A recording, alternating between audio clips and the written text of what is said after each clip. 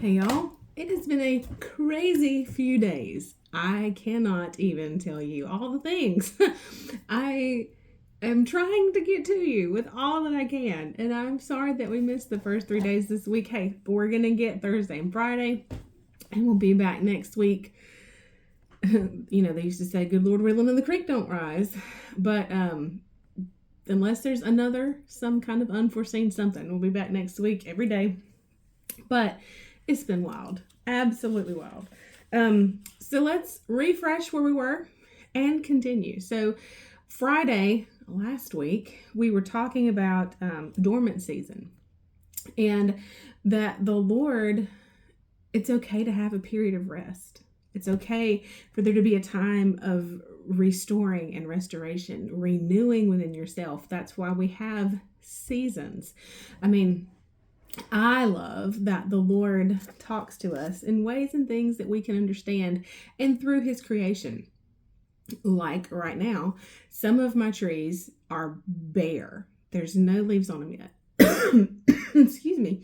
But they have gotten significantly taller in just the last couple of weeks. I actually looked at the one out my window here the other day and went, wow, that's a lot taller than it was. And then some of our trees, like my weeping willow, already has some green on it. My pecan tree has no green on it. I haven't coughed all day. It's just because we're doing the recording. So please excuse me. We'll get through this together. I'm actually probably going to take a sip of coffee.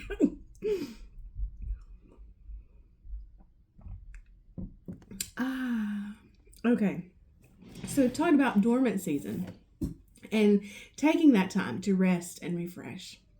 And that it's in the dormant season that we build up the strength that we need to be able to produce in the next producing season. We store up, just like a bear hibernating. That's what plants do in the dormant season. And that, of course, we do not want, and Jesus, the Father, does not want the appearance of fruitfulness without actual bearing fruit. And so that's why he cursed the fig tree, is that the tree had the appearance of bearing fruit. It had the appearance of being fruitful, but in actuality, it was not. Are there things in our lives that have the appearance of growth and fruitfulness, but in actuality are fruitless? Remember, we talked about that being wasted effort, and we really don't have time for that. None of us are looking for something to just throw time at. And so, how do we be fruitful? How do we produce? And that's what we'll definitely spend today and tomorrow on, and we'll see how far we get.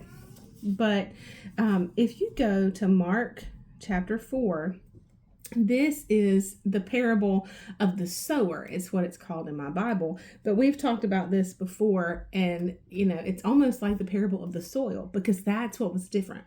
So we're going to start reading in Mark chapter 4, verse 1, and we're going to read quite a bit of scripture, and then we'll come back and talk about it. So again, Jesus began to teach beside the lake, and a very great crowd gathered about him, so that he got into a ship in order to sit in it on the sea. And the whole crowd was at the lakeside on the shore. And he taught them many things in parables, illustrations, or comparisons put beside truths to explain them. And in his teaching, he said to them, "Give attention to this." Okay, so when Jesus says, "Give attention to this," what do we need to do? Lights flashing. Pay attention, pay attention. "Behold, a sower went out to sow." So that's important. A sower went out to sow.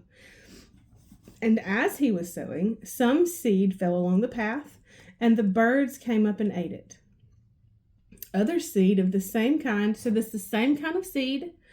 Other seed fell on the ground full of rocks, where it had not much soil, and at once it sprang up. So that means it started to bud and spring up, because it had no depth of soil. It was quick to spring up. Had no depth of soil. And when the sun came up, it was scorched, and because it had not taken root, it withered away. Other seed, again of the same kind, still the same kind of seed, fell among thorn plants, and the thistles grew and pressed together and utterly choked and suffocated it, and yielded no grain. And other seed of the same kind fell into good, well adapted soil and brought forth grain, growing up and increasing and yielding up to 30 times as much as had been sown. And even, 30 times as much, 60 times as much, and even 100 times as much as had been sown. And he said, he who has ears to hear, let him be hearing.